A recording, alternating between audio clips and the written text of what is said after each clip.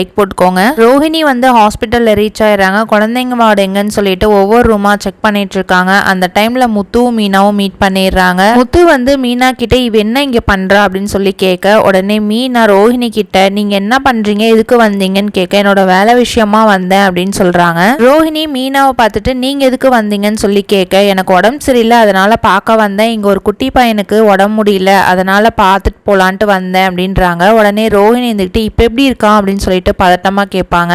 அதுக்கு முத்து இருந்துகிட்டு இரு இரு உனக்கு தெரிஞ்ச பையனாட்ட யாரு என்னன்னு கூட தெரியாம எதுக்கு இவ்வளவு பதட்டப்படுற அப்படின்றாங்க. ரோஹிணி இருந்துகிட்டு இல்ல நீங்க சின்ன பையன் சொன்னீங்கல்ல அதான் கேட்டேன் அப்படின்றாங்க. அதுக்கு மீனா ரோஹிணி நீ ஏற்கனவே பார்த்திருக்க அந்த பையனை உனக்கு தெரியும் அப்படின்னு சொல்றாங்க. எதுக்காக ரோஹிணி இங்க வந்திருக்க அப்படின்னு சொல்லி கேட்க, பிசினஸ் டெவலப் பண்றதுக்காக தான் வந்திருக்கேன்னு சொல்ல, அதுக்கு முத்து இருந்துகிட்டு ஓ பிசினஸ் டெவலப் நல்லா பண்ணீங்கன்னா நம்ம அப்பா காசை வந்து 27 லட்ச ரூபா கொடுத்துருவீங்கல்ல நல்லா பண்ணுங்க அப்படின்றாங்க. ரோஹிணி போயிட்டு கிருஷ்ண சந்திச்சுட்டு அழுகுறாங்க. உன்னை நல்லா கூட என்னால பாத்துக்க முடியல அப்படின்னு சொல்லிட்டு அவங்க அம்மா கிட்ட வந்து அம்மா நீ நல்லா பாத்துக்கலாம்ல எப்படி இப்படி அசால்ட்டா விட்ட அப்படின்றாங்க.